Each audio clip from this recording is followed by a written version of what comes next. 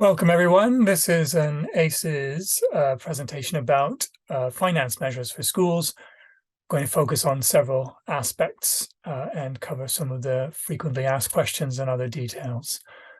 So we're covering three. We'll spend most time on the first, which is for those of you who are in Oxfordshire and are at a maintained school, we'll cover the interest-free loan.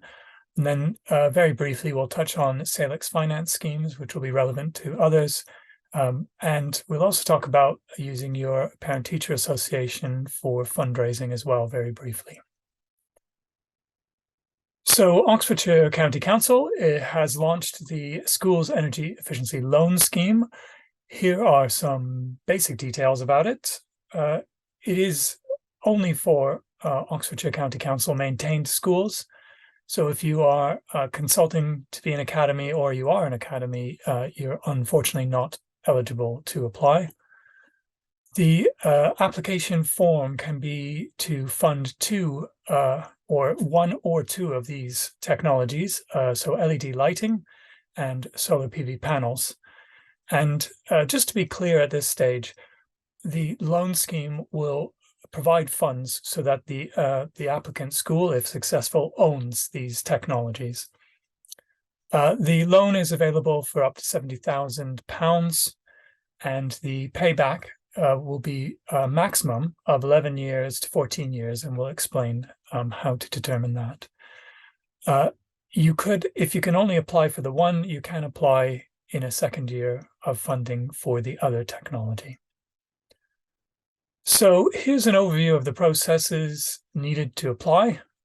So it's in two main stages. The first we're calling stage one, application. First, you need to request the application pack through ACES. We'll explain more later in this presentation about that. And part of the pack is the stage one application, as well as a guidance document. You will need to complete stage one application. And if you're successful in applying, you will get pre-approval for the loan. During this phase, there is support from our team at ACES to help you, and essentially it's designed so that at this point, at stage one, you don't need to engage any contractors. We'll be able to help you fill in the details for the technology, and we'll explain why later on. If you get through stage one, you will have approval through Oxfordshire County Council, and you will then be invited to develop your stage two application, which is slightly different. Rather than a form, it's about engaging contractors for quotes, so following a procurement strategy and completing some other documents as part of the submission for stage two. There is also ACES support during this phase as well. Should your stage two application be successful, then you will move on to full approval for your loan. The terms and conditions will be given to you in a letter by Oxfordshire County Council, and the process at this point will be to arrange the installation of the technology or technologies through selected contractors. There will again be support from ACES during this, and very important couple of points here is that the payment for the loan to the school will be from OCC will be upon completion of the work. And for applications opening during this phase, during this presentation, I should say, the work needs to be completed by April 2024.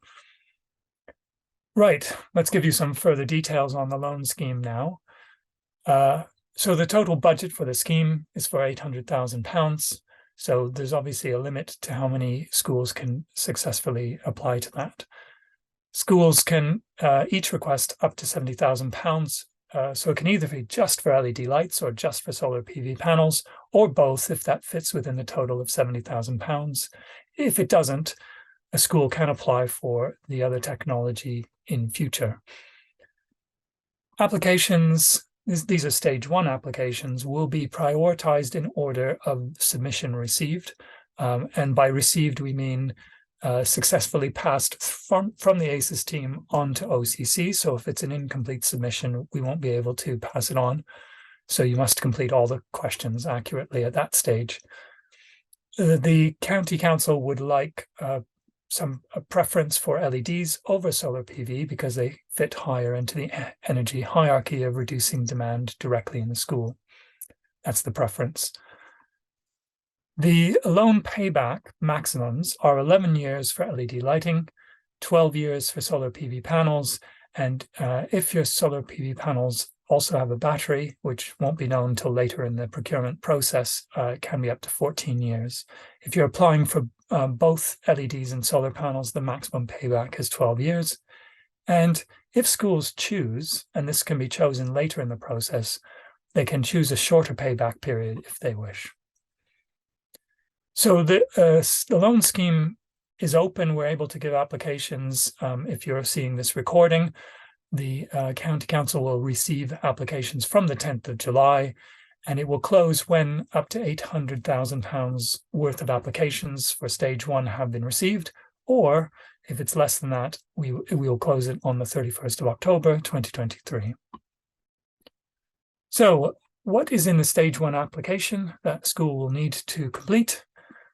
So when you receive the application pack from ACES, it includes the form, the stage 1 application form, as well as a guidance document with frequently asked questions.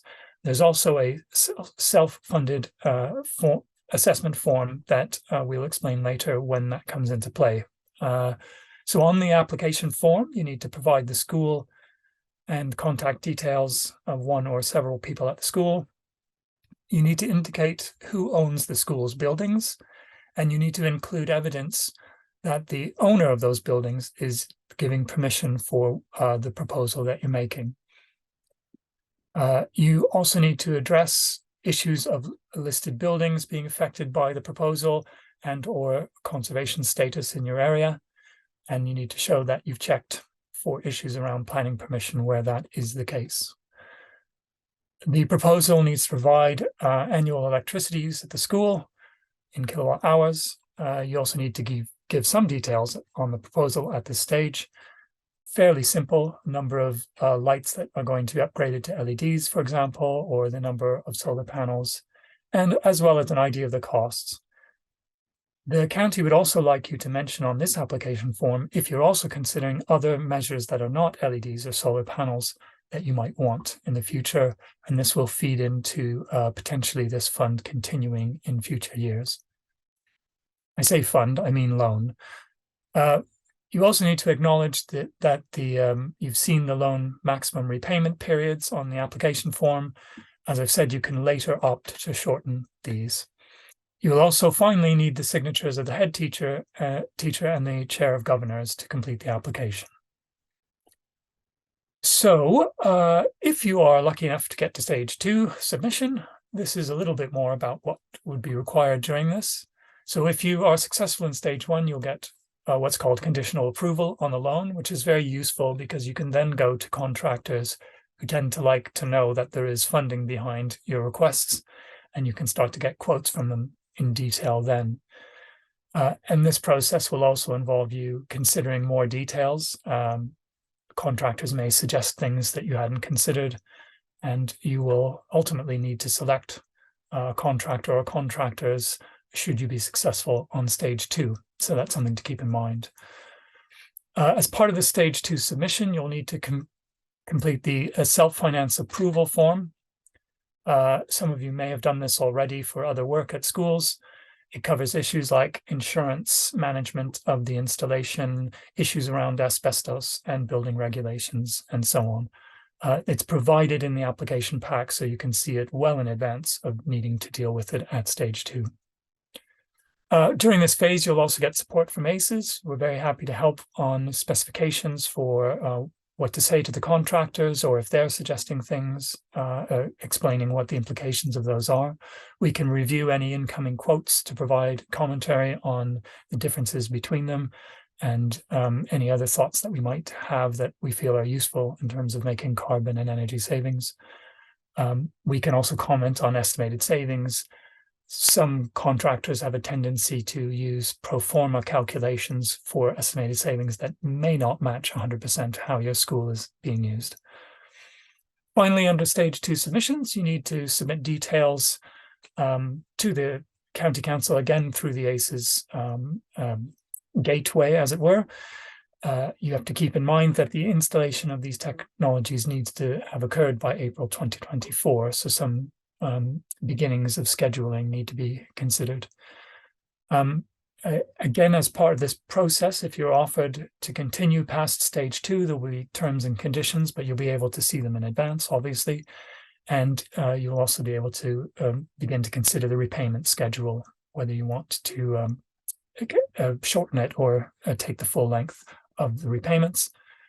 An important point of note is that when the loan is fully approved, the payment for the loan to the school will be upon completion of the works, as we've mentioned, and also the repayments of the loan will begin to occur 12 months after the installation of the technologies.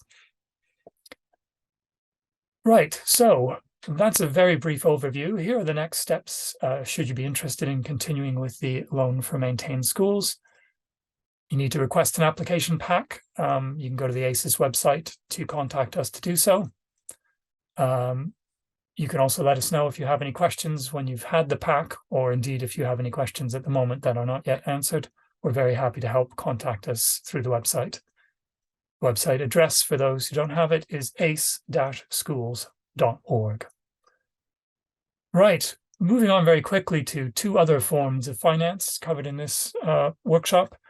Many of you will have heard of Salix Finance. They are currently offering what is called the Public Sector Decarbonization Scheme Grant, so PSDS. The PSDS is aimed at carbon reduction, and in order to apply for a grant at all, the main action occurring has to be the replacement of fossil fuel use with some kind of electricity-based use. So in many cases, that's heat pumps. You can also include other measures in your application, so energy efficiency measures such as LED lighting, solar panels, or what have you. There are limits in the application as to how much each site can get in terms of value, and there's a spreadsheet that can be completed to see if it's compliant. It's worth noting that the way Salix PSDS grants work is that there's a second fund called the Skills Fund underneath it, and its purpose, because very often with heat pumps and other large changes to school sites, you will need to pre-engage contractors about designs and looking at feasibility of how these new systems may work. So there's a fund to cover the costs of those, ideally preparing you for the full PSTS bid, so that these two have tended to be in the past few years staggered by about 6 months. I won't go into any more detail, but I will tell you that it's a very highly competitive scheme. Salix covers all public sector as well as academies. If you're an OCC maintained school, rest assured that the County Council is coordinating bids and prioritizing schools that are well placed to move to away from fossil fuels and to heat pumps. If you're an academy, your academy can apply as well. And there may be some worth in contacting other organizations that have previously applied, or certainly going on to the website to get the information about previous rounds. The tendency, unfortunately, has been that every new round of Salix funding, both for the Skill Fund and PSTS, is slightly different than the previous round, so it's worth keeping an eye on. Final note, this is the track record of the Salix Finance grants, is that when they announce bids, there are usually a very short window to apply. In fact, they give you an opening date, and in some cases, the opening date can close literally within hours because it becomes oversubscribed with bids from across the country. So the message here is pre-prepare your applications as much as you possibly can. I'm sorry, that's not better news, but that is a form of grant that some of you may benefit from. And indeed, there are case studies coming through of schools and other public sector institutions that have. Right, finally, some other funding options if you're a school to consider. Many of you will have parent-teacher associations, and they may be set up as charities or not-for-profits. And so through these, you may be able to apply for what you might consider as specialized funds. There are a good number of them out there. They're constantly opening and closing. There is a list in Oxfordshire of funds on the CAG Oxfordshire website under funding. You have to click on the funding database there. They're not all for energy efficiency measures, so you'll have to do a little bit of weeding out of what's there and check the websites that are linked. But these can be used if you have some resource to help and your PTA is amenable to it to make applications.